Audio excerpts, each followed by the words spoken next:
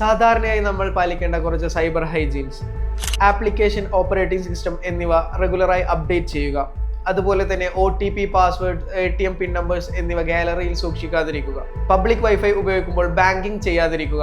USB memory card എന്നിവ open ചെയ്യുന്നതിന് മുന്നേ നല്ല രീതിയിൽ സ്കാൻ ചെയ്യുക. ഇങ്ങനെയുള്ള ചെറിയ ശീലങ്ങൾ വലിയ സൈബർ അറ്റാക്കുകളിൽ നിന്നും നമ്മളെ സംരക്ഷിക്കും. കാരണം ഹാക്കേഴ്സ് ഹാക്ക് ചെയ്യുന്നത് യൂസേഴ്സിനെയല്ല, വെബ്സൈറ്റുകളെയും ആപ്ലിക്കേഷനുകളെയുമാണ്.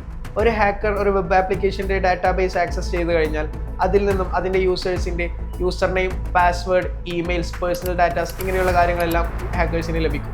പിന്നീട് ഇത് ഡാർക്ക് വെബ് പോലെയുള്ള ബ്ലാക്ക് മാർക്കറ്റുകളിൽ വിൽക്കപ്പെടും. അതിനാൽ നമ്മൾ പാസ്വേഡ് ആരോടും പറഞ്ഞില്ലെങ്കിലും ഇതുപോലെയുള്ള സൈബർ അറ്റാക്കുകൾ നടക്കുമ്പോൾ നമ്മുടെ പാസ്വേഡ് എക്സ്പോസ്ഡ് ആവും. ഇതിൽ നിന്നും സംരക്ഷണം നേടാൻ വേണ്ടി നമ്മൾ ചെയ്യേണ്ട കാര്യങ്ങൾ: 2 ഫാക്ടർ ഒതന്റിക്കേഷൻ എനേബിൾ ചെയ്തിടുക. എല്ലാ ആപ്ലിക്കേഷനുകളിലും വ്യത്യസ്തമായ പാസ്വേഡുകൾ ഉപയോഗിക്കുക.